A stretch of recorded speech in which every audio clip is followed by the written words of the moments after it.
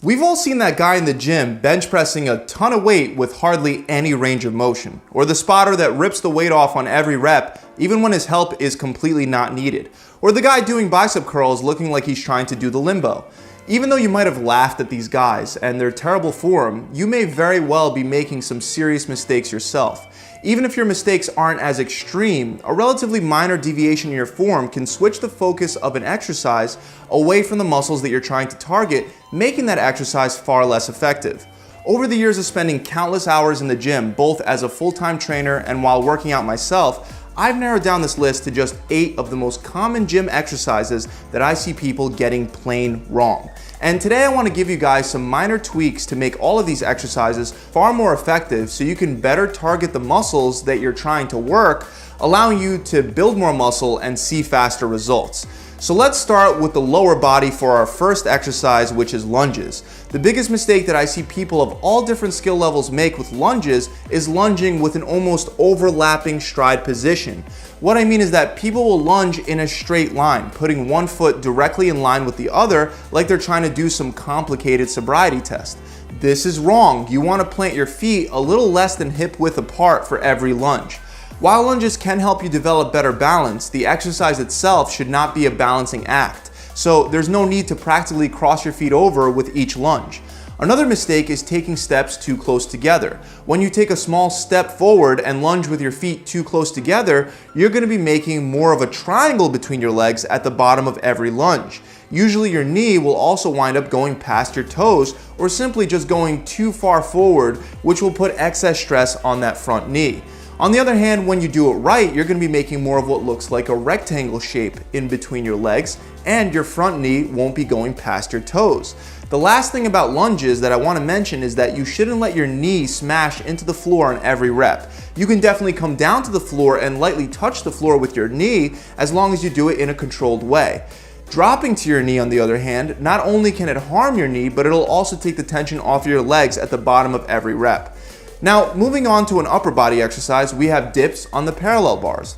First of all, you shouldn't do dips on a bench. Since your hands are locked behind your back, the exercise puts your shoulders in a very unnatural position that can cause impingement. Luckily, with parallel bars, we can do dips without the hands being behind the back. But even with regular dips on parallel bars, there are still a lot of mistakes here to address.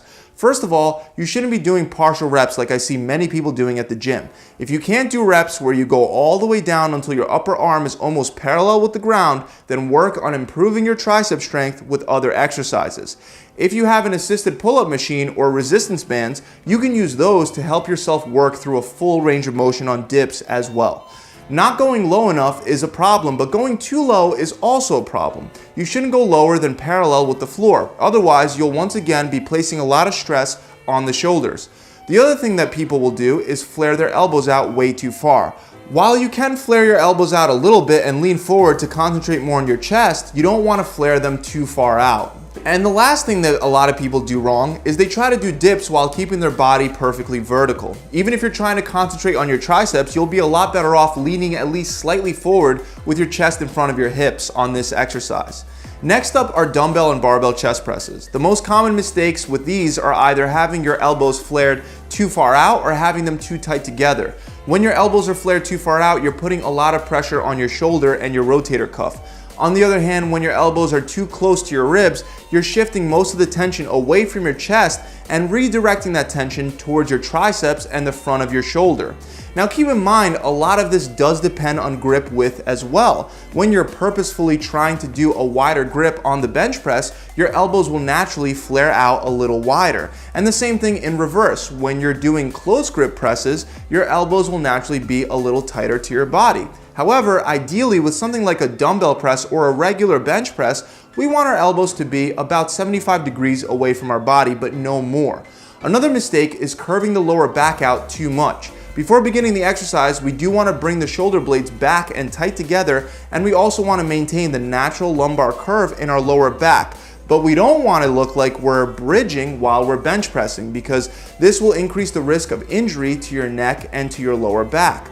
Another mistake is ending off with the weight above or below your shoulders. Even if you follow an arc-like path during a bench press, at the end of the movement, the bar or the dumbbells should always be in line with your shoulders, not below your shoulders or above your head. Let's move on to another chest exercise, cable flies. For some reason with cable flies, I see a lot of people bringing their arms and the cables way too far back. The problem here is that with flies, since your elbows are opened up at a very wide angle, there's already a lot of tension on your shoulders. When you go too far back, you're increasing your risk of hyperextending and injuring those shoulders. When lowering the weight, you want to aim to stop even with your chest, or maybe just a little bit further back before lifting that weight right back up.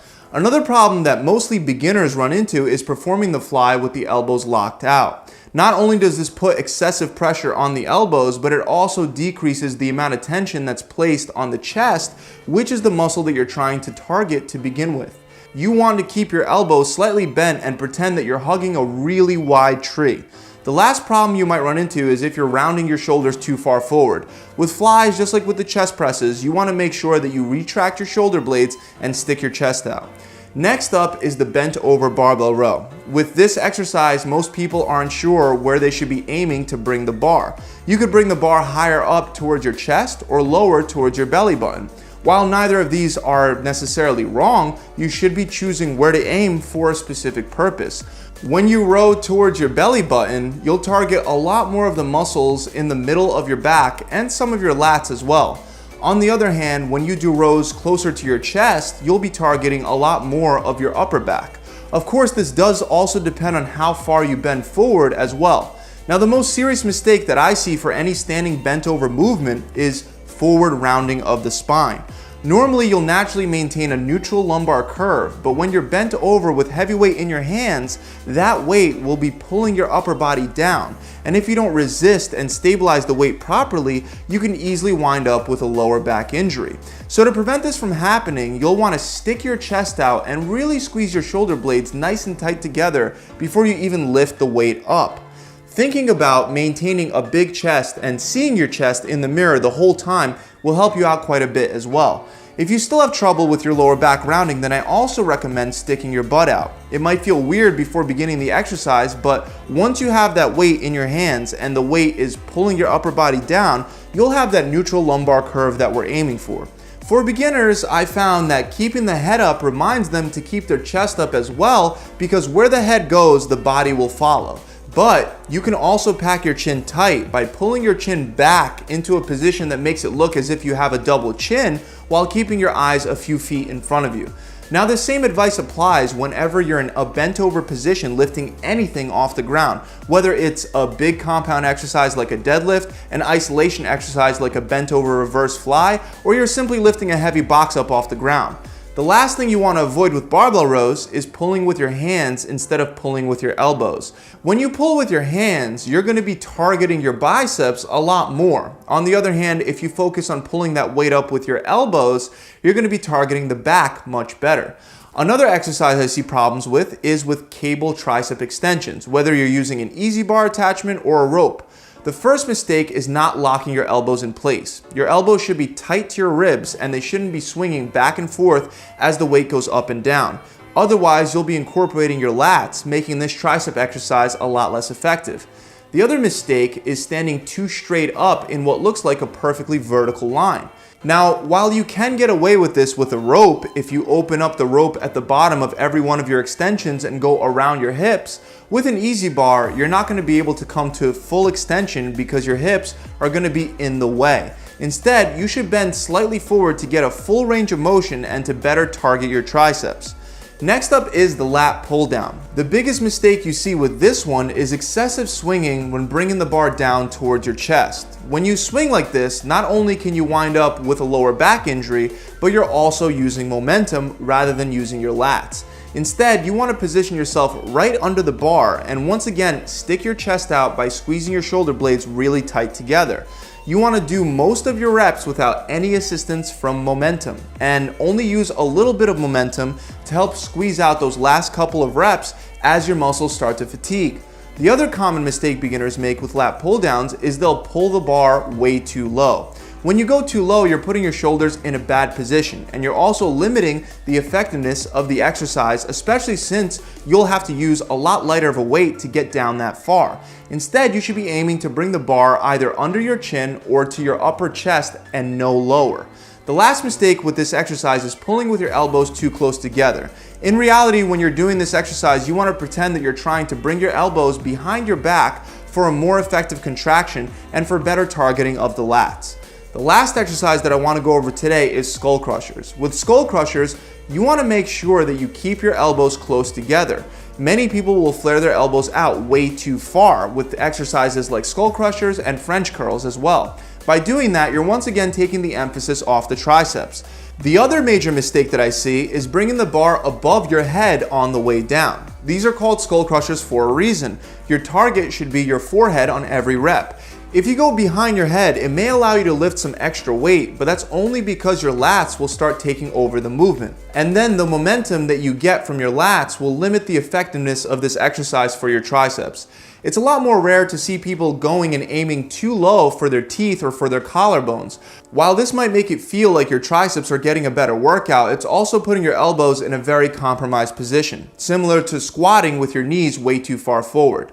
The last takeaway point with these is you want your shoulder blades pinched back while doing these, just like you were doing for your chest pressing exercises. That about wraps it up for today, guys. As always, I really hope this video has helped you out, and I really hope you learned something new. If you have, make sure you subscribe to the channel and hit that bell icon to be notified whenever I release more free tips and tricks just like the ones you found here. And look, regardless of whether your goal is to build more muscle or burn stubborn body fat, the number one thing that determines if you'll be successful is actually taking the right actions and doing them consistently.